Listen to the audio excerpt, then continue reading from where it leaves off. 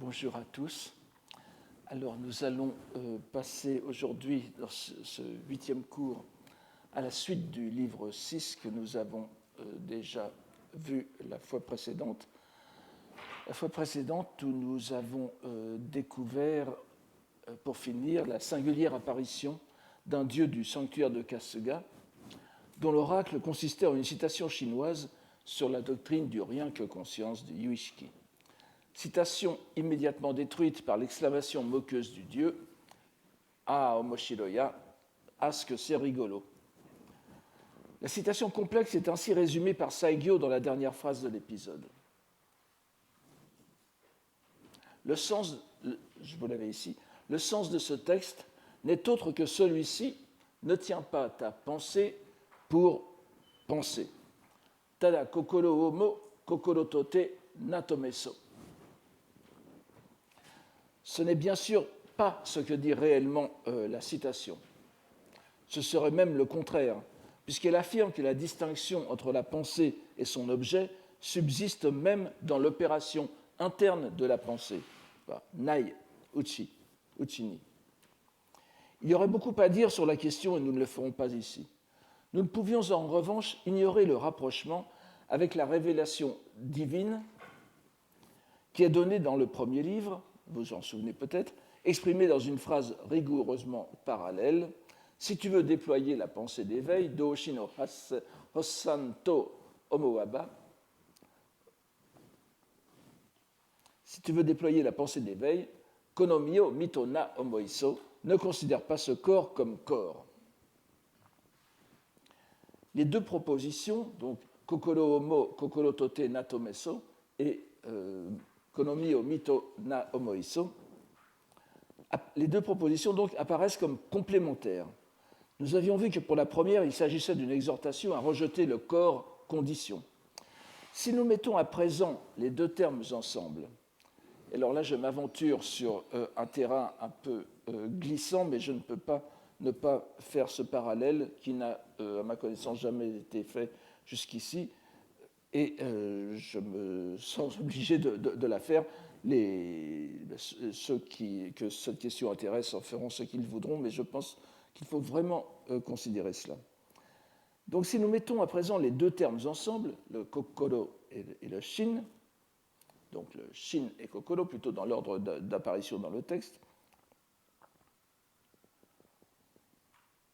nous avons le précepte sur lequel il ne faut s'attacher ni au corps ni à l'esprit. Shin, jin, mi, to, kokoro. Le parallélisme grammatical des deux sentences que vous voyez ici, n'est-ce pas, rend cette conjonction inévitable pour tout lecteur attentif. On ne peut alors s'empêcher de penser à une autre expression de la même époque que le Senjusho. Nous sommes... La date la plus tardive serait donc, je vous le répète, le milieu du XIIIe siècle. Une expression qui a fait couler beaucoup d'encre à l'époque moderne, c'est la fameuse phrase que lança le moine chinois Zhou-Jing Nyojo en japonais, qui était le maître chinois de Dogen, l'un des grands fondateurs de la pensée, de l'école, enfin le fondateur de l'école Soto-Shu au Japon, et l'un des grands moines de l'époque, d'un des grands maîtres religieux de l'époque de Kamakura, le nouveau bouddhisme de Kamakura, comme on disait parfois. Donc le maître chinois de Dogen, Nyojo, avait, en présence de Dogen, alors que Dogen se trouvait en Chine, n'est-ce pas? Vous savez que Dogen, qui est mort en 1252 à peu près, était en Chine de 1223 à 1227, grosso modo 4 ans, mais enfin, c'est un peu controversé. Enfin bref, lorsque Dogen pratiquait le Chan avec ce maître chinois, il l'entendit, ce maître, critiquer l'un de ses disciples qui n'était pas très attentif à sa méditation, en lui intimant la phrase, le précepte Shinjin Datsudaku, abandon du corps et de la pensée, qui est répété après sous forme verbale Datsudaku Shinjin, Shinjin o Datsudaku Seyo. abandonne le corps et la pensée. Donc, Shin-jin, mito kokoro. On a trouvé l'idée si singulière que certains ont même avancé la théorie selon laquelle il s'agissait en réalité d'une faute de chinois de Dogen, qui ne comprenait pas très bien le chinois. On peut penser que c'est vrai au terme de quelques années, étant donné la grande diversité des dialectes, il n'avait pas entièrement maîtrisé la langue, mais il aurait confondu alors Shinjin, n'est-ce pas, prononcé en chinois Shan Shin, avec l'expression Shin-chun, c'est-à-dire Kokoro no chiri, la poussière de la pensée. Et à ce moment-là, le maître aurait simplement dit il faut laisser tomber, se débarrasser, il faut débarrasser la pensée, le cœur de sa poussière. Vous savez que vous connaissez le célèbre précepte sur la poussière qui est sur le miroir. Mais nous voyons qu'une idée voisine donc de celle-ci, de ce Shinjin Datsudaku, est latente dans un texte contemporain japonais, celui que nous venons de voir. Vous avez en effet, à 2 reprises, il est bien dit, quoique dans des endroits différents, mi o suteru et kokoro o suteru. Alors, il se peut, évidemment, que l'idée du Shinjin Datsudaku ait fait son chemin au Japon après le retour de Dogen, mais l'on sait que cet épisode qui est consigné dans le Shobo Genzo, repris de façon dans d'autres textes, mais c'est avant tout le Shobo Genzo qui l'a popularisé, donc le recueil des sermons de Dogen, n'est-ce pas? Et on sait que le Shobo Genzo resta pratiquement inconnu au Japon même jusqu'à l'époque moderne. Ce sont les modernes qui l'ont vraiment redécouvert. Ce n'est pas un argument décisif car l'expression se retrouve dans plusieurs œuvres de Dogen. Mais nous voulions simplement souligner que l'idée d'un renoncement conjoint au corps comme à la pensée se trouve de façon sinon explicite, du moins exprimée de façon suffisamment claire, dans un texte de même époque et dans un autre contexte que le zen, et même dans un autre contexte que le bouddhisme chinois, puisque c'est un contexte entièrement japonais, et qui plus est promulgué par des divinités. Il faudra bien sûr se livrer à des recherches plus approfondies pour savoir ce qu'il en est réellement. Mais nous ne pouvions que relever cette rencontre pour le moins troublante. Et je me suis empressé de vous la communiquer tout en sachant qu'elle est sujette à controverse. Mais on ne peut pas ne pas faire ce rapprochement.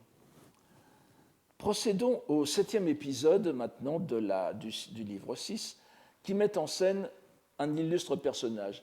Et vous allez voir aussi que ce cours va consister en aussi un exercice d'exégèse, mais qui est fondé vraiment sur la lettre même des textes, et que les commentateurs n'ont pas mis en valeur pour des raisons qui m'échappent un peu.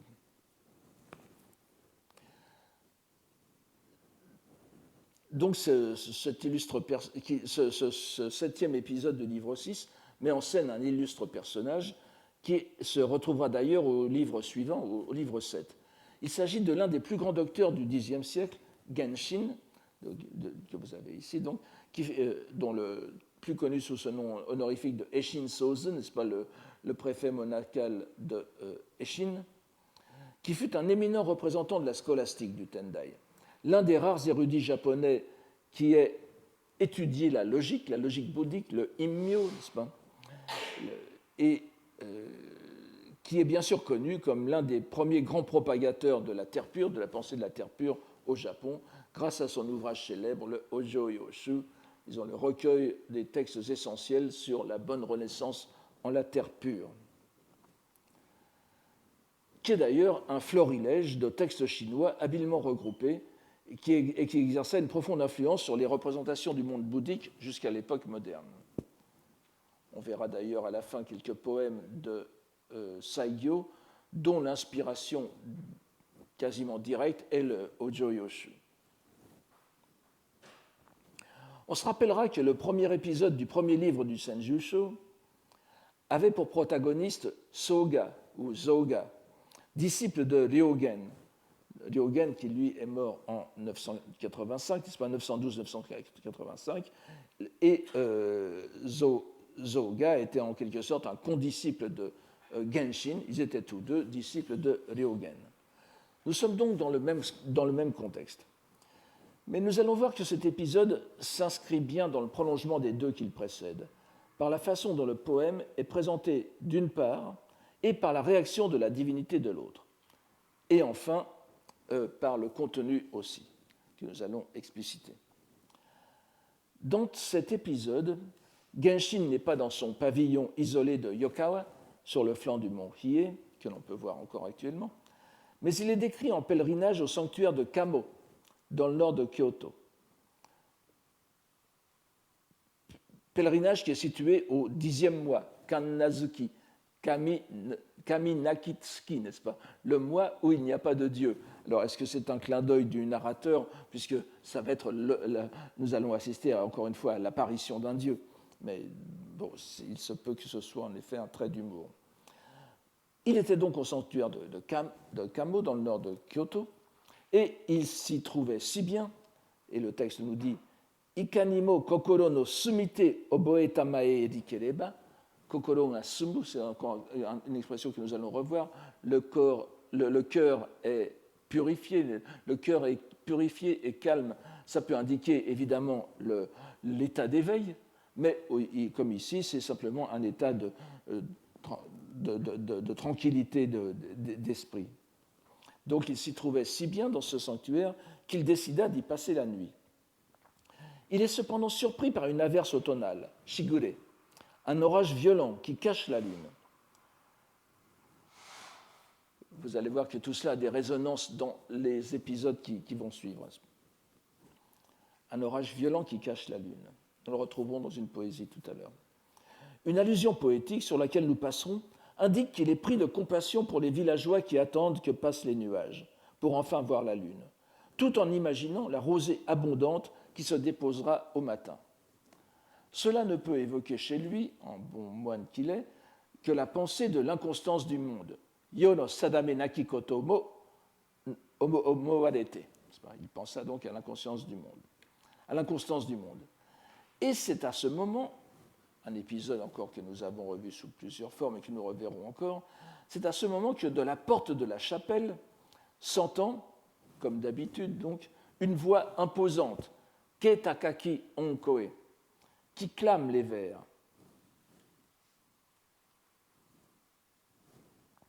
Sur ce monde sans constance, n'arrête point ton cœur.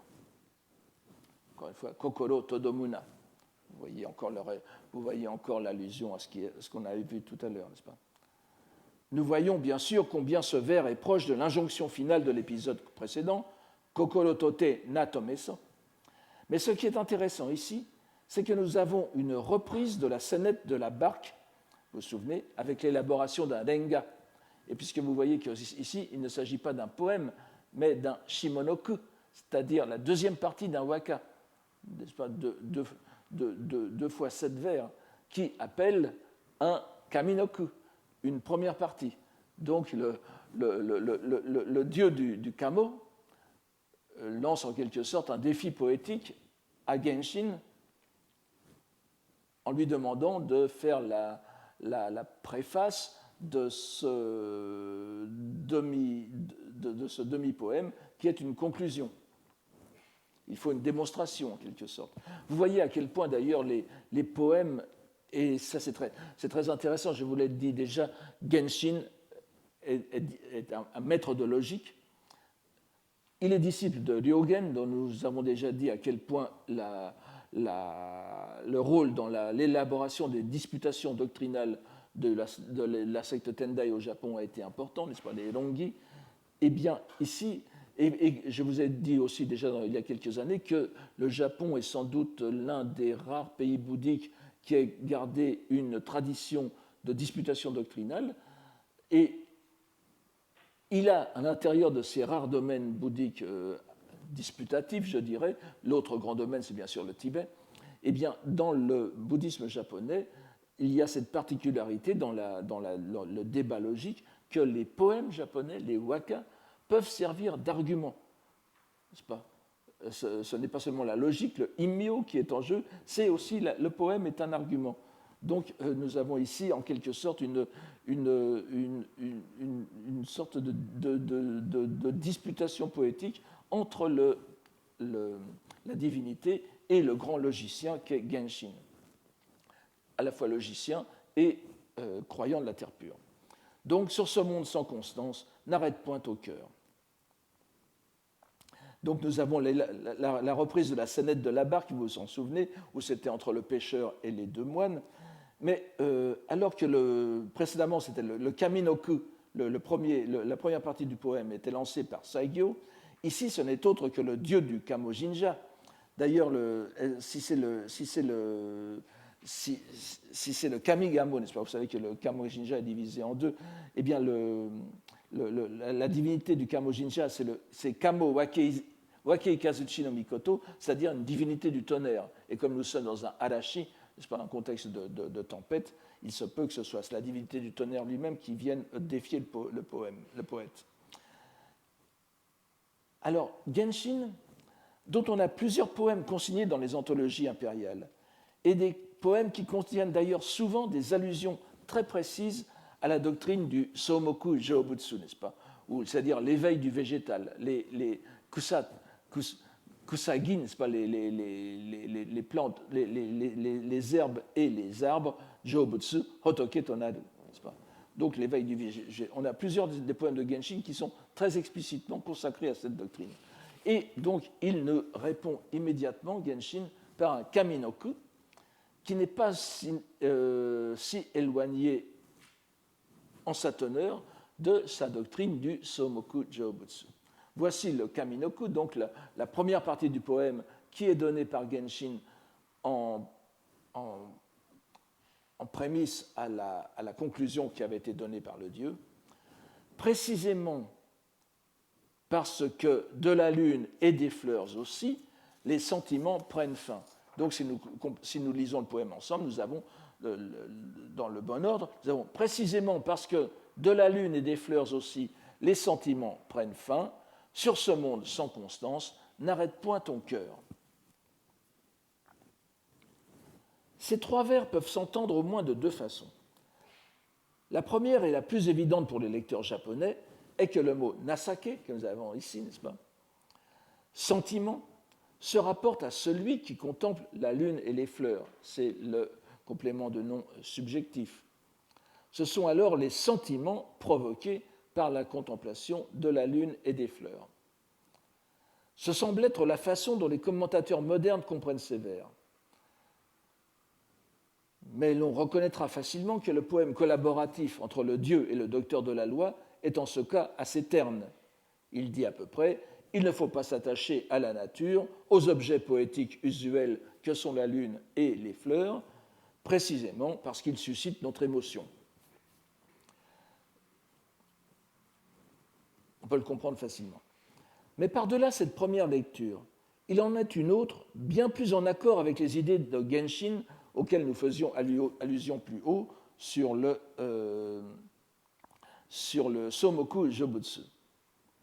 Et par exemple, je vous donne très rapidement comme exemple ce poème qui est conservé dans le Shokugo Shuishu de 1284, vous voyez, 13e siècle, et qui est un poème Shakkyoka, c'est-à-dire un poème à thème bouddhique, qui est fait sur le chapitre 5 du Sutra du Lotus. Vous avez le chapitre sur les plantes médicinales, les herbes médicinales, c'est-à-dire les simples, n'est-ce pas, Yakusohon, et ce poème dit en quelque sorte « Il en est tout de même, une fois tombée la pluie d'une seule saveur, c'est-à-dire la doctrine du Sutra du Lotus, Shitohaji no Ame, une fois tombée la pluie d'une seule saveur, plantes et humains mûrissent en Bouddha, Hotoke Tozo Naru. La métaphore végétale est développée avec le naru, n'est-ce pas, qui est donc se former en fruit, se mûrir, et puis aussi devenir Joobutsu, devenir Bouddha. Ici, nous avons vraiment Kusagi, Somoku, Joobutsu.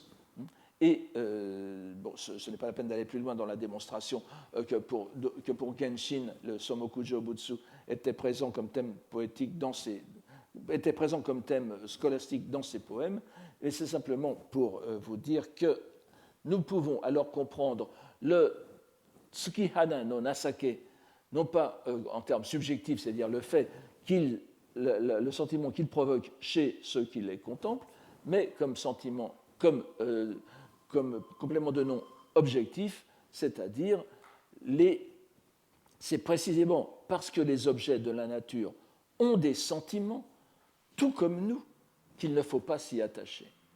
C'est-à-dire que ce sont des êtres animés. Et nous voyons ici en œuvre un procédé graphique auquel il convient de prêter une attention particulière. Lorsque nous avons affaire à un poème attribué à un moine aussi savant que Genshin, un Gakuso. Derrière en effet, ce procédé graphique est le suivant. Ces poèmes sont bien sûr en katakana, en hiragana ou en kanamaji dibun, mais derrière la lecture explicative, le kun de ces poèmes, peut se cacher une expression scolastique chinoise. Ici, si nous mettons en caractère chinois le syntagme, le fragment Nasake mo araba koso, Nasake araba, si nous le remettons en chinois, en caractère chinois et selon la syntaxe chinoise du Kambun, nous avons Ujo, n'est-ce pas, Nasake adi. Et le composé Ujo, qui signifie l'animé, ce qui est animé, c'est une autre traduction de shujo, les êtres vivants, ceux qui sont dans le cycle des renaissances, n'est-ce pas? Et l'animé est opposé à l'inanimé, mujo, nasake nashi, qui ne veut pas dire ici nasake nai, n'est-ce pas? Ceux qui sont dépourvus d'un sentiment. Et ces mujo, ce sont en principe les plantes et les minéraux. Mais vous savez bien que justement, le Somoku Jōbutsu revient à Ujo, Mujo Jōbutsu, c'est-à-dire ce qui n'a pas de sentiment peut devenir Bouddha. Ici donc, le Nasake Mo, le Tsukihana, Tsukibana deviennent des Ujo, c'est-à-dire des animés, et donc sont susceptibles d'être dans le cycle des renaissances. Bien que rien n'indique par ailleurs que ce poème soit réellement de Genshin, ce n'est pas notre problème ici, n'est-ce pas? La lecture sous le signe de l'Ujo est bien conforme à sa poésie et induit une sorte de retournement poétique qui surprend le lecteur. Et c'est bien sûr cette lecture seulement qui puisse susciter la réaction du dieu de Kamo, après qu'il eut entendu le Kaminoku improvisé par le religieux érudit. Et que dit le dieu de Kamo? Il dit exactement la même chose que le dieu de Kasuga, c'est-à-dire il s'exclame « Ara omoshiro » « Ah, ce que c'est rigolo !» C'est-à-dire, à l'exclamation finale près, donc exactement la même réaction. S'il avait dit seulement, si Genshin s'était contenté de dire bon, le monde est inconstant, la lune et les fleurs, parce qu'on s'y attache, montrent que le monde est inconstant, il n'aurait pas dit grand-chose. Tandis que là, il met les plantes sur le même niveau que les humains, n'est-ce pas? Et donc, ils sont aussi pourvus de Nasake que nous, et c'est en cela que, en s'y attachant, nous nous attachons à d'autres êtres animés.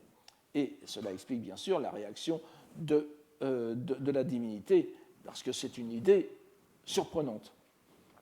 Encore une fois, il nous faut savourer la subtilité dont fait preuve le narrateur dans l'enchaînement des épisodes et dans les doctrines qu'il met discrètement en œuvre. Si nous nous reportons à la citation chinoise fort complexe à première vue, qui avait été donnée par le dieu de Kasuga, vous vous en souvenez, nous avons compris que la pensée ne pouvait surgir, être suscitée, que par un objet. Kyo, n'est-ce pas? Nai-kyo, Nai-kyo ni takushite shōzuru ga yueni. La dernière partie. Donc, c'est un objet interne à la pensée, lorsqu'il s'agissait du fonctionnement interne de la conscience. Et le narrateur avait alors conclu un peu rapidement, le narrateur donc, qui était supposé être Saigyo, avait conclu un peu rapidement à la nécessité de ne pas se fixer sur la pensée comme pensée. Ici, en prêtant à l'objet externe une pensée, à son tour, nous sommes pris dans un véritable imbroglio doctrinal. L'inanimé étant en réalité animé, la nécessité de ne pas fixer sa pensée concerne aussi bien le contemplant que le contemplé. L'objet dont il est question dans la citation.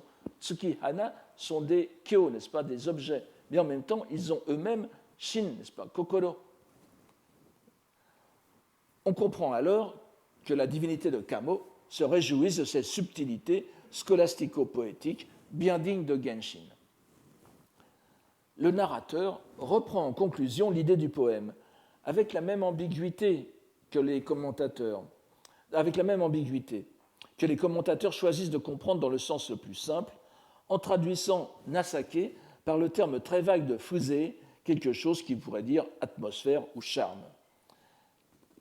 Si l'on traduit la dernière phrase du narrateur, Tsukibana no Nasake ga ari hateba kono yo ni kokoro todome namashi, si l'on traduit la dernière phrase par si lune et fleurs gardaient leur charme, comme le font les commentateurs modernes, on garderait sa pensée sur le monde, cela apparaît comme un truisme dont on ne comprendrait pas que le dieu de Kamo ait fait si grand cas, n'est-ce pas, comme l'indique la phrase Kamimo shikirini mede sasetamo ni koso. Le dieu c'est vraiment grandement réjoui de cette déclaration. Alors que si l'on comprend qu'il s'agit des sentiments du prétendu inanimé, qui devient ujo, animé, la proposition devient plus audacieuse. Elle dit si lune et fleurs gardaient leurs sentiments, tous auraient l'esprit fixé en ce monde. Ce qui explique aussi la façon dont le narrateur juge le message du poème. Je vous dis la dernière phrase. Cela exprime le fond réel, n'est-ce pas, Makoto no kokoro, le fond réel de la pensée ouverte à l'intellection, satoreru, n'est-ce pas, c'est un message de satoreru kokoro, d'un esprit éveillé qui a connu l'intellection de l'éveil. Je traduis satori par intellection pour bien montrer, contrairement à ce qu'on dit souvent, qu'il y a un acte de compréhension dans le satoru. Donc, cela exprime le fond réel de la pensée ouverte à l'intellection du préfet monacal. Ce sont les fleurs et leur nasake qui assurent la transition avec l'épisode qui suit, qui est intitulé « Le sein du gué de Sano ». Sano no watari no shijini no koto, qui a aussi, dans une autre version, un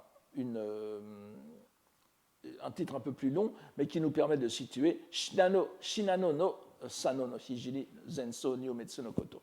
Donc c'est le Sano en Shinano, c'est-à-dire dans le Nagano-ken actuel. Il s'agit d'une histoire tout à fait singulière, mais dont on perçoit facilement qu'elle est une élaboration faite à partir d'épisodes précédents, une sorte de surenchère dans la description des bonnes morts, n'est-ce pas, le hojo. Mais ce qui doit nous arrêter aussi est le nombre exceptionnel de poèmes que l'épisode contient, pas moins de 8, ce qui en fait le chapitre le plus riche en poèmes du recueil. L'histoire est en principe narrée par Saigyo lui-même, et même datée assez précisément de l'ère Eiryaku, c'est-à-dire les années 1160-1161. Et peut-être 1161, puisqu'il dit vers la fin de Eiryaku. Comme c'est le cas pour ses narrations personnelles, c'est-à-dire censées décrire une expérience de Saigyo lui-même, le récit est très vivant, riche en détails concrets. Nous sommes donc vers le 8e mois lunaire, en plein été, et le narrateur parcourt sans but précis, Haikai Shihaberuni, Haikai su il air, la plaine Nobe, qui s'ouvre, ces mots sont importants, Nobe, la plaine, qui s'ouvre après le gué de Sano, dans la province de Shinano, l'actuelle préfecture de Nagano, voisine de la mer du Japon, mais l'une des plus sauvages à l'époque. Et encore maintenant, puisque c'est l'une des régions les moins densément peuplées au Japon. Les fleurs sont particulièrement éclatantes, kotoni omoshiroku. Vous voyez une autre acception du mot omoshiroshi, de l'adjectif omoshiroshi, que nous avions vu tout à l'heure dans le sens plutôt rigolo qui attire la curiosité. Et ici, c'est quelque chose qui attire le regard par son éclat. Et partout résonne le chant des insectes. Marchant le long du chemin, alors il y a des milliardises poétiques, n'est-ce pas? Tamaboko no Yukikao Michi no Hokani. Donc, marchant le long du chemin, Tamaboko, qui est une description poétique de Michi, qui implique que les chemins sont bordés de poteaux de colonnettes précieuses, mais évidemment, nous sommes au cœur du désert, enfin d'un désert végétal. Donc, marchant le long du chemin, il remarque que des herbes sont légèrement inclinées sur le côté et semblent dessiner un sentier. Skoshi kusa katabuku bakari ni miyuru michi ari. Sa curiosité éveillée, donc, yukashiku oboete, il s'y engage et aboutit à un ermitage, encore une fois, iori, habité par un religieux, un so, n'est-ce pas? C'est une hutte. Alors, je vais vous donner ici quelques noms, les termes botaniques qui indiquent, qui sont plus ou moins des expédients de traduction, n'est-ce pas? Donc ne faites pas attention à la traduction française, mais ce qu'il y a derrière en japonais. Donc une hutte faite de miscantes, suzuki, de roseaux, les roseaux dits à couper, kadokaya, de l'espédèse, hagi, de valériane ou de patrinia, ominaeshi, et que l'ermite a cueilli de sa main. Il y a une ambiguïté, n'est-ce pas? Je crois, je vous ai donné. Oui, voilà. Vous avez tout cela. O taorite, iori musubite, witaru so adi. Alors, il y a une espèce de compression du temps, n'est-ce pas? Il les a cueillis et il les a utilisés pour faire sa hutte, pour faire son ermitage. Et il y est assis, itaru. Donc, il faut se représenter une sorte d'ermitage, on ne peut plus agreste, n'est-ce pas, avec très, très, très simple, composé avec art, mais le contraste avec le personnage qui est assis est intéressant, puisque ce sot, n'est-ce pas, semble âgé entre 40 et 50 ans, et plutôt la fin de la quarantaine, et il est assis avec devant lui, pour tout meuble en quelque sorte, un écritoire et un pinceau, suzuri fude, de forme singulière, est-il précisé, keshikaru. Vous savez que, je vous l'ai peut-être déjà dit, tout ermite qu'on est, on n'en est pas moins dandy, n'est-ce pas, au Japon. Et c'est un thème qui revient constamment le long de la littérature japonaise. Nous sommes ici au XIIIe siècle. Chez Hara Saikaku aussi, vous avez des épisodes avec une courtisane qui s'enfuit de Kyoto, qui se retrouve dans un ermitage où vit quelqu'un de tout à fait solitaire, et elle reconnaît brusquement, en voyant la forme extrêmement délicate de la cuillère, de la petite spatule à prendre le thé qu'utilise l'ermite, elle reconnaît tout de suite que c'est quelqu'un de tout à fait raffiné et que ce n'est pas n'importe quel ermite, c'est un ermite Tadabito Niarazu, n'est-ce pas? Donc ici, c'est la même chose, de forme singulière, Keshikado. Une apparition véritablement pleine de noblesse. Makotoni Toto Genaru Shitoni Haberi. Signe supplémentaire du raffinement de l'ermite, Iori no uchi o miire habereba. Donc, signe supplémentaire de son raffinement, le voyageur aperçoit qu'à l'intérieur de la hutte, des vignettes de papier, kaminite fuda o tsuketani, n'est-ce pas? Il y a des vignettes de papier sont apposées aux fleurs et herbes que les religieux accueillis pour confectionner son abri. Vous voyez qu'ici, la phrase précédente est légèrement déliée et on voit mieux le rapport qu'il y a entre les deux actions. Chaque vignette comporte un poème sur chacune des 6 plantes. Alors, nous allons lire ces poèmes, n'est-ce pas? La première concerne les suzuki, ou miscantes.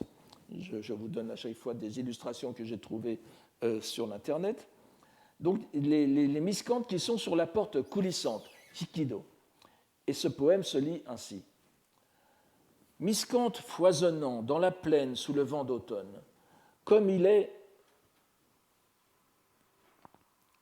Alors, le vent d'automne, n'est-ce pas? Et Icanarin se rapporte au vent d'automne, comme il est, ce vent, nous le dit, la froidure, je traduis par froidure et pas froideur, la froidure dans le champ des insectes. Miscante foisonnant dans la plaine sous le vent d'automne, comme il est, nous le dit, la froidure dans le champ des insectes. Vient ensuite le poème sur les roseaux de coupe, les Kadukaya, qui forment le contrevent, l'espèce de panneau que l'on peut rebattre, n'est-ce pas, le shitomi. Et voici ce poème. À l'ombre des monts, il pense sans doute que la nuit est tombée, pour que sous les roseaux coupés brille sitôt la rosée vespérale. Vous voyez que il pense, c'est au pluriel, kurenu to omoeba, et ce sont les kadukaya, n'est-ce pas,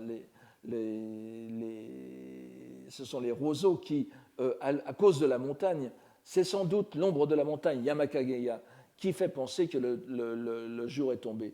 Et il se couvre déjà de rosée, n'est-ce pas? Alors il y a une légère modification dans le texte. Je vous donne, vous verrez que la relation textuelle est tout à fait complexe. Je me contente de cette version ici, ça nous suffit, je puis dire. Nous avons ensuite les Fujibakama.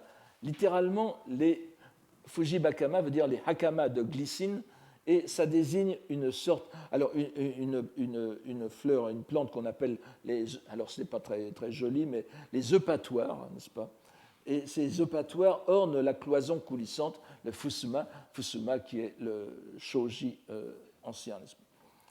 Donc, alors, pantalon de glycine, ce qui induit toute une série de jeux de mots qu'on aurait beaucoup de mal à traduire en français sans tourner dans le ridicule, puisque d'abord si nous traduisions Fujibakama par pantalon de glycine, ça ne serait pas très heureux, déjà dans un poème. Ensuite, vous avez nuku, n'est-ce pas,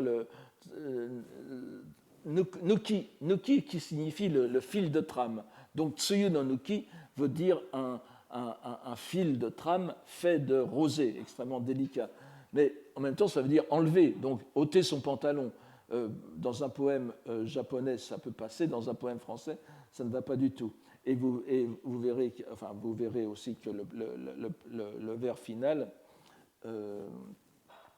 tout cela se prête très mal à une traduction digne, je dirais. Voici ce que l'on peut en faire.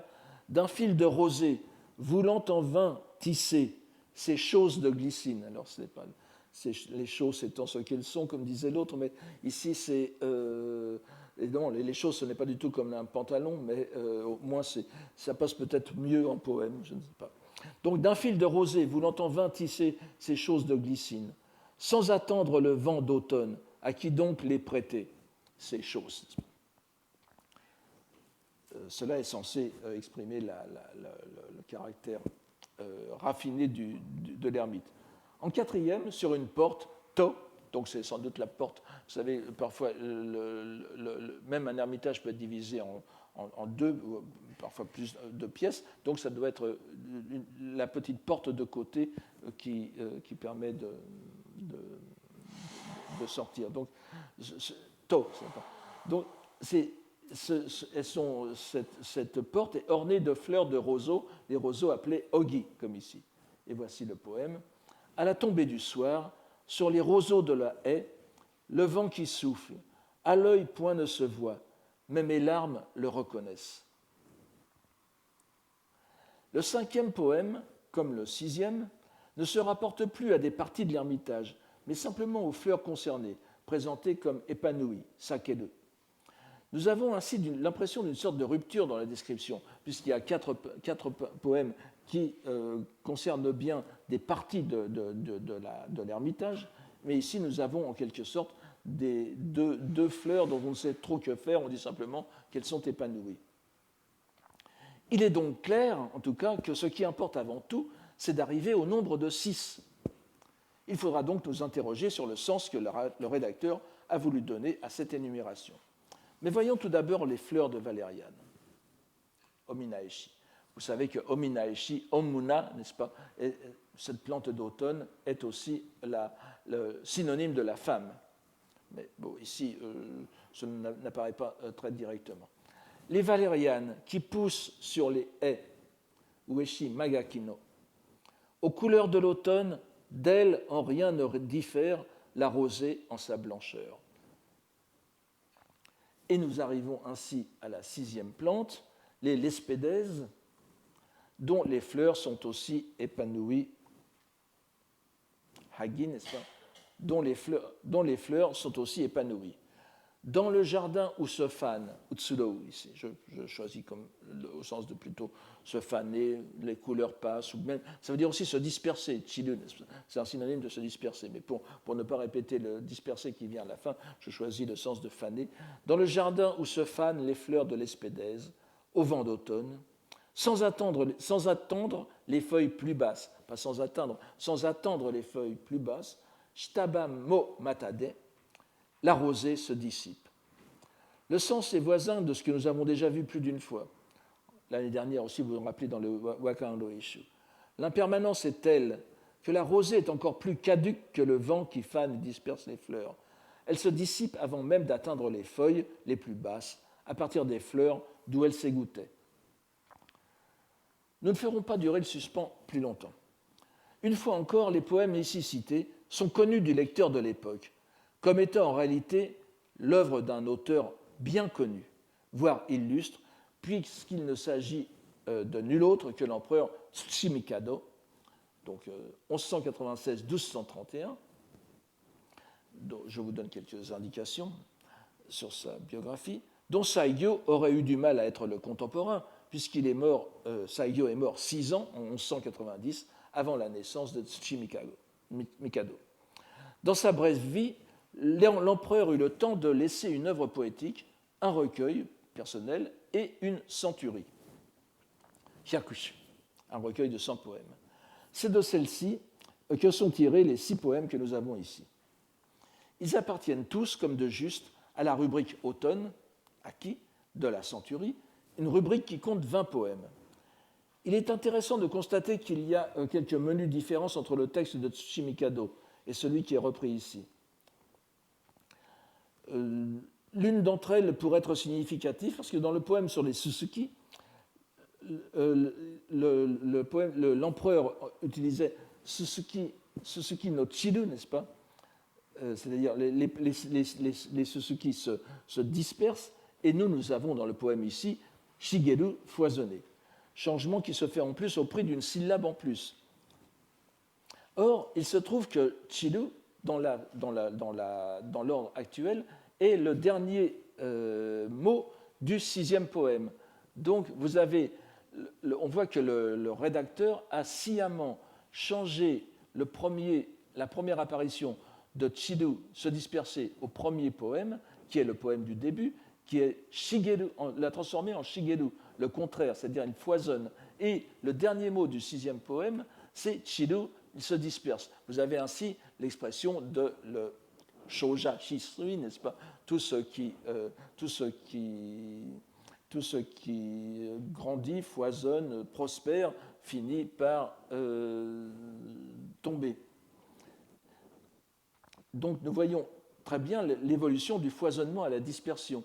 Et il faut savoir aussi que l'ordre des poèmes a été changé entre le recueil de Tsuchimikado et le Senjusho. Donc nous avons vraiment ici la trace d'un changement opéré par le rédacteur. Nous ne chercherons pas à aller plus loin dans la recherche des raisons du changement d'ordre. En dehors de l'altération Shigeru Chiru, foisonner et se disperser, qui donne certainement une certaine cohérence à la dynamique de la série. Il y aurait en revanche à se demander pourquoi avoir repris ainsi une série de 6 poèmes sur les plantes.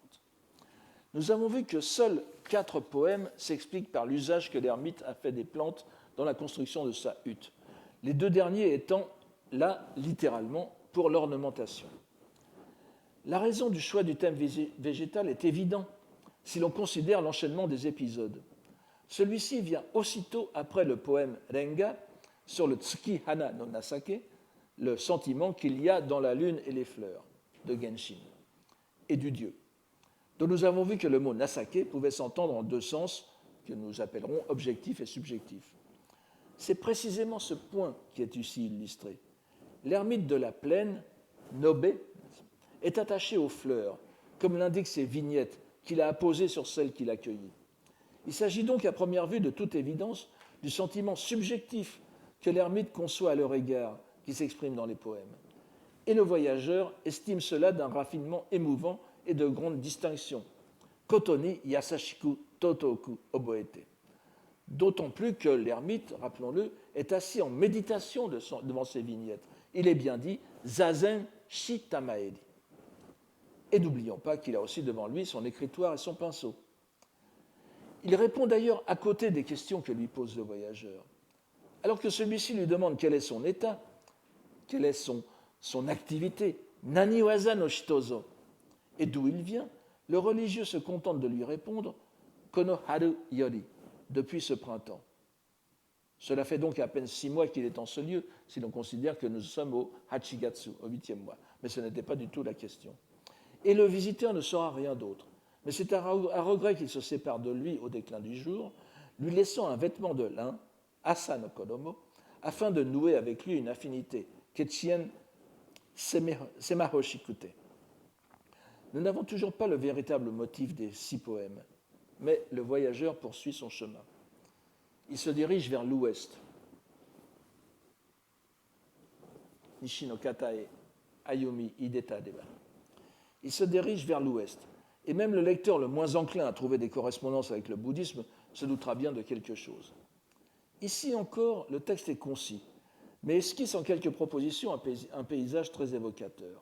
Je cite, « Allons ainsi vers l'ouest, les montagnes se firent vraiment escarpées, les torrents coulaient si purs, les rochers étaient si étonnants qu'aucune image n'aurait pu en rendre compte. J'en avais le cœur saisi. » Remontant le torrent sur quelques centaines de mètres, enfin je suis un peu généreux puisque la distance est donnée icho, n'est-ce pas? C'est-à-dire un cho, ce qui fait, alors c'est variable, mais en général autour de 200 mètres. Nous ne sommes pas dans l'Himalaya, n'est-ce pas? Donc remontant sur quelques centaines de mètres, il se trouve face à un spectacle étonnant et qu'il est tout autant pour le lecteur. Là, recouvert par le feuillage d'un arbre, sashi owarete, konohani sashi owarete, alors c'est certainement donc dans l'ombre d'un arbre, recouvert par le feuillage d'un arbre, se trouvait un moine qui avait largement dépassé la soixantaine. Encore un, se dit le voyageur. Kokoni mata kakarushito washikeruka tomouni. Et le cœur battant, il s'approche en hâte. Le méditant est de belle prestance.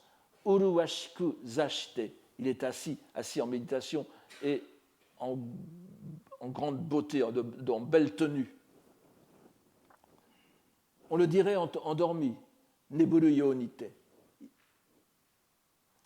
C'est un peu comme le dormeur du Val, n'est-ce pas, de Rimbaud. Mais ikitae tamaeru shitonari, c'était quelqu'un qui avait expiré. Il n'était mort. Ainsi, en entrant dans la montagne, le voyageur se trouve confronté à un monde autrement plus surnaturel que la scène élégamment poétique qu'il avait découverte dans la plaine. Nous sommes bel et bien dans un autre monde. Mais il y a cependant un élément du décor qui le relie à celui qu'il vient de quitter. Il s'agit bien sûr de la poésie. Car dans les branches de l'arbre se trouve encore une vignette de papier, ce qui est décrit pratiquement dans les mêmes termes dans les deux scènes, n'est-ce pas? Kinoeda ni kaminite fudao tsuketa maedi. Une vignette de papier sur laquelle est consigné un poème. Voici le poème. Comme point ne suit d'état, mi nishi. Vous voyez le jeu de mots, n'est-ce pas? Comme point ne suit d'état, à pouvoir attendre les nuées empourprées. Murasaki no kumo. Comme point ne suit d'état, à pouvoir attendre les nuées empourprées. Indéfiniment, itsumademo. Indéfiniment je contemple la lune en sa pureté. Sumerutsuki. Pas Tsumi, n'est-ce pas? Sumerutsumi, c'est Tsuki, excusez-moi, il y a une faute de frappe. Je contemple la lune en sa pureté. Nous connaissons bien le terme de Murasaki no Kumo, les nuées qui portent le Bouddha Amida, venant au-devant du fidèle à l'article de la mort, Raigo no Toki. S'il s'agit bien d'un poème d'adieu au monde, JC, vous connaissez ce genre de poème, donc prenons congé du monde. Donc s'il s'agit bien d'un poème d'adieu au monde, il est empreint d'humilité. Le moribond n'ose espérer une bonne renaissance, mais la contemplation de la lune en sa pleine clarté, et vous voyez une autre illustration de Tsuki no Nasake, ici. Métaphore à la fois du Bouddha et de la pensée éveillée, Sumeru Tsuki, le maintient dans l'espoir du salut final. Le voyageur est bien sûr profondément ému, et pensant qu'il s'agissait d'un acolyte d'Ogyo Onajiku Okonausito, un acolyte de l'ermite rencontré en aval, il redescend en hâte, Isogiyuku, pour lui rapporter la chose. Ce dernier, entendant l'annonce de la mort, du départ vers la terre pure de son acolyte, d'Ogyo, s'écrie Ito aware nikoso. Quelle pitié. Il prend son écritoire et trace sur le papier, on avait l'impression qu'ils étaient là pour cela, n'est-ce pas, qu'ils étaient là pour cela. Il trace sur le papier le poème suivant.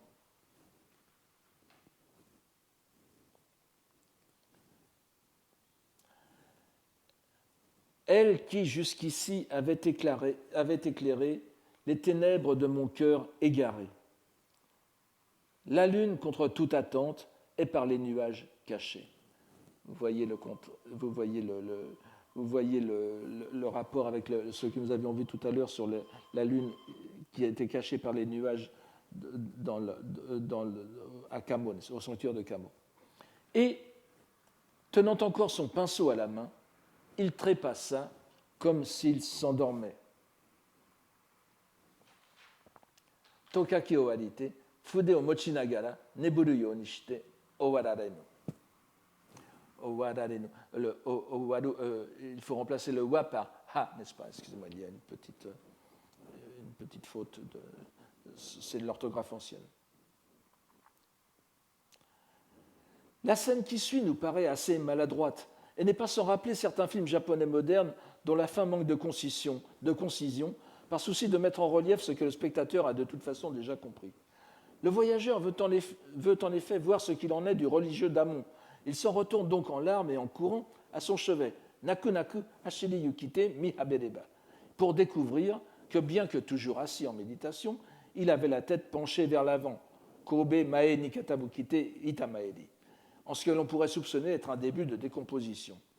Il veut donc procéder à sa crémation, mais dans sa détresse, il pense à garder l'ermite comme compagnon de la vie solitaire, Kankyo no Tomo.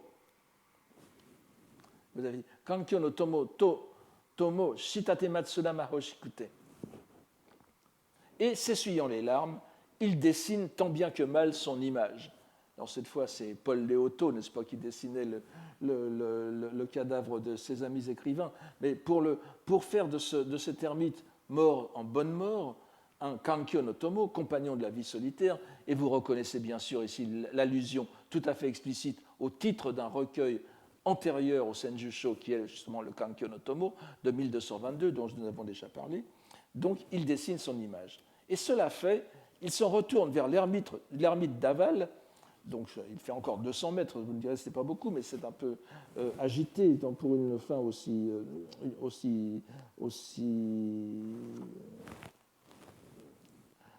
qui doit être aussi tranquille, aussi paisible. Il se retourne vers l'ermite d'Aval, qui est lui aussi dans la même position, la tête inclinée vers l'avant. Et il en fait aussi un croquis. Il les incinère, il passe la nuit à réciter le Nembutsu et à prier pour leur renaissance en la terre pure du Bouddha unique, Ichibutsu Jodo. Au lever du jour, il s'en va, non sans prendre avec lui les poèmes de l'ermitage, Iori no Utadomo, Torite Nakunaku Sari Haberiki. Donc, il s'agit bien non seulement des deux poèmes, mais aussi des poèmes sur les plantes. Et pas seulement les deux poèmes de la fin. Dans un dernier paragraphe, le voyageur tire la conclusion de sa rencontre étonnante.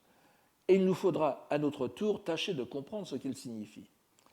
Il s'extasie encore sur la noblesse et le prix du modèle donné par les deux moines qui ont eu, dit littéralement le texte, un cycle des existences conforme à leur cœur. Shoji kokoro ni makase tamaeri keru zo. Arigataku aberu. Shoji kokoro ni makase. Le texte dit bien shoji, qui évoque avant tout le cycle des renaissances, et non pas la bonne renaissance, la bonne mort, ojo, qui est le but de la pratique des deux moines. Les commentateurs modernes choisissent cependant de comprendre ici shoji simplement comme mort, c'est-à-dire kokoro shi ojo kokoro ni makaseru. Ils ont eu une mort selon leur cœur,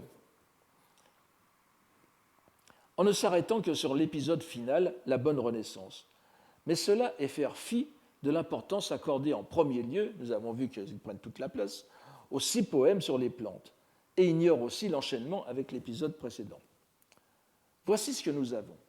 Un épisode en forme de prologue sur le sentiment des fleurs, puis 6 poèmes sur les plantes, un ermite de la plaine, un ermite de la montagne, 2 poèmes de la fin, et une évocation explicite du shoji, du cycle des existences dont il faut bien sûr sortir.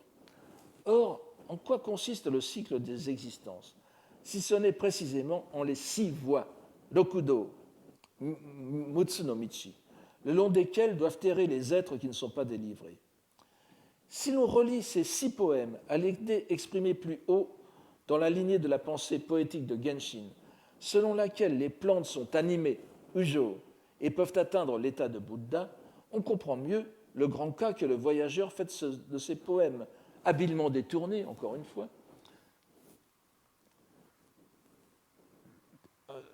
puisque nous avons déjà plusieurs poèmes, habilement détournés de leur sens premier. Nous pourrions même, à leur sujet, reprendre ce que Jien avait écrit dans un poème cité naguère, ici dans notre cours. Je vous redonne ce poème de Jien. Si l'on regarde en y mettant le cœur la fleur éphémère, Adanohana, et Kokoro Shimete Nagamureba, si nous contemplons en réalité la fleur éphémère, elle est pour nous, ou elle est comme nous, Tomo no Miyatsuko, elle est comme nous servante en la demeure de l'éveillé, c'est-à-dire de la terre pure. Si la centurie de Jien est légèrement antérieure au Senjusho, l'idée selon laquelle les plantes ont leur rôle à jouer dans le salut du croyant est bien attestée à l'époque.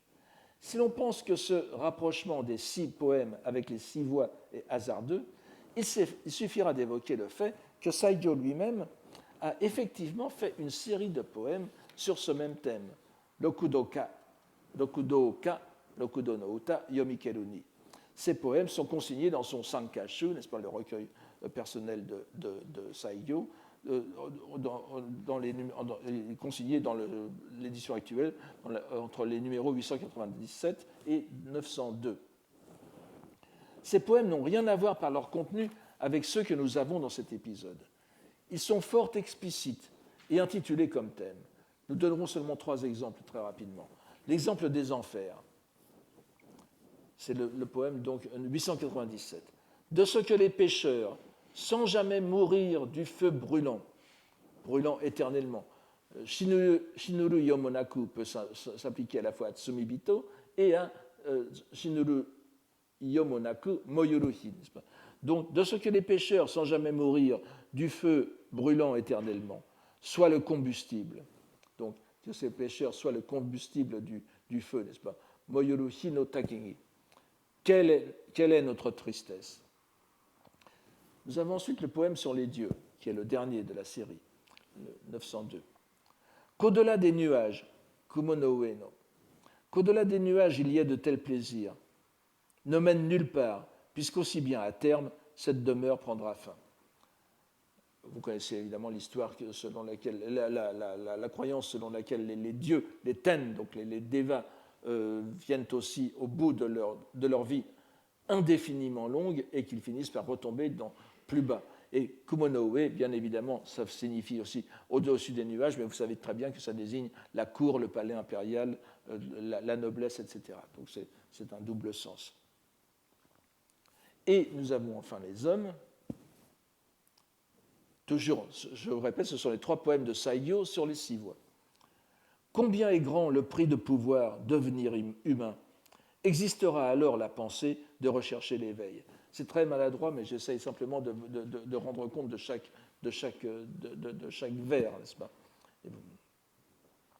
Nous pouvons nous arrêter là et constater que si le rédacteur du Senjusho avait en tête les poèmes sur les 6 voix de Saigyo, il a choisi d'y faire allusion par des moyens infiniment plus subtils. Les plantes auxquelles l'épisode précédent avait accordé une âme, si l'on peut dire, Nasake, sont ici données comme représentant les 6 voix, bien qu'il n'y ait pas, pour autant que l'on puisse en juger, de plus explicite correspondance. On ne peut pas faire correspondre chaque plante à l'une des 6 voix. Mais cette correspondance s'accorde bien avec une autre relation spatiale mise en évidence par le narrateur et qui ne saurait nous laisser indifférents. L'opposition entre plaine et montagne. Nobe-yama. Nous avons vu au long des années, et j'y ai fait encore allusion récemment, que dans la poésie à thème bouddhique, dans les Shakkyoka, tout ce qui relève de la plaine et des jardins est à prendre comme allusion au Rokuonji, Shika no Sono, et Shika no Sono no Toki, c'est-à-dire la période du parc aux cerfs, qui est la première période de l'enseignement du Bouddha selon les doctrines du Tendai. Je ne reprends pas tout ça ici, ça nous mènerait trop loin. Vous savez qu'il y a 5 périodes, et la première période, la plus élémentaire, où le Bouddha fait une sorte de propédeutique pour mener les êtres à des doctrines plus élevées, s'appelle la période du parc aux cerfs. C'est la période qui correspond aux doctrines les plus faciles, dont fait bien sûr partie le dogme, si l'on peut dire, le gi des 6 voies, ainsi que le montrent toutes les introductions à la scolastique bouddhique. Il suffit de lire le Tendai Shikyogi, par exemple, du moine coréen Taikang, un moine coréen de la période Korai, Koryo, n'est-ce pas, du Xe siècle, mais qui a été très lu au Japon, pour décrire la période du parc aux cerfs, le Rokuonji, la doctrine des 6 voies vient en premier quasiment. Or, les poèmes sur les 6 plantes orne la hutte de l'hermine des plaines, ce qui est parfaitement conforme à la correspondance scolastique et au thème poétique de la plaine. Je vous ai déjà dit, donc chaque fois que dans les poèmes à thème bouddhique, vous avez Nobe, Sono ou Niwa, et tout à l'heure vous avez remarqué que nous avons vu un poème où il y avait les jardins où fleurissent les fleurs, n'est-ce pas? Niwa. Donc dès que vous avez ces mots Niwa, Nobe, Sono, le jardin, dans un poème à thème bouddhique, vous pouvez être sûr que ça fait allusion au Rokuonji. Par contraste, l'ermite de l'Amon, qui est dans la montagne bien sûr, c'est la montagne qui est là, dans la même poésie bouddhique, les Shakkyoka, c'est le mont des aigles, c'est Washinoshita, l'Oyama, c'est-à-dire l'endroit de l'ultime révélation. C'est pourquoi l'ermite d'Amon est sauvé avant l'ermite d'Aval, qui le suit dans la délivrance, qui le suit après. Nous comprenons mieux ainsi le grand cas que le voyageur fait de ces poèmes. Je pouvais à peine penser que de tels poèmes puissent exister en ce monde de la fin. C'est Sue no yo, n'est-ce pas? Masse. Uesae masse niwa arubeshitomo oboenu hodo ni aberi. Ce sont des poèmes absolument étonnants. Si c'était de simples poèmes sur les plantes, ça ne l'étonnerait pas. Comme d'habitude, pourrait-on dire, il emporte. D'ailleurs, vous voyez qu'il a réussi à incinérer les deux corps en une nuit, ce qui n'est pas facile, n'est-ce pas, dans une montagne où il n'y a pas de. Enfin, je ne sais pas comment a-t-il fait pour recueillir le bois à brûler, etc., etc. Enfin, tout cela, évidemment, n'est pas réaliste, mais on s'en doute bien. Donc, la fin du récit consiste en ce que le narrateur, le voyageur, Saigyo, emporte les cendres des 2 moines au mont Koya, gardant précieusement leurs poèmes calligraphiés,